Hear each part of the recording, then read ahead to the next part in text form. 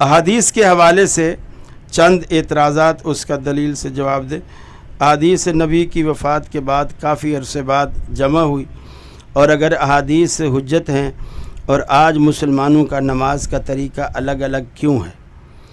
یہ اختلاف جو نماز کے طریقے میں ہے یہ حدیث نے نہیں ڈالا، یہ اماموں نے ڈالا ہے۔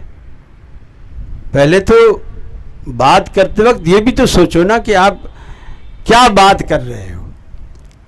اگر سارے نبی کریم صلی اللہ علیہ وسلم کو فالو کر رہے ہوں تو ان کے طریقہ نماز میں فرق آئے گا؟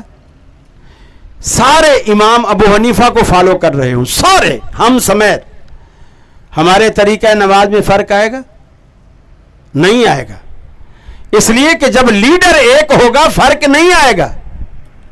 سارے امام مالک کو فالو کر رہے ہوں فرق آئے گا؟ نہیں آئے گا۔ تو اگر سارے رسول کو مانتے اور سارے حدیث کو لیتے تو فرق نہیں آتا۔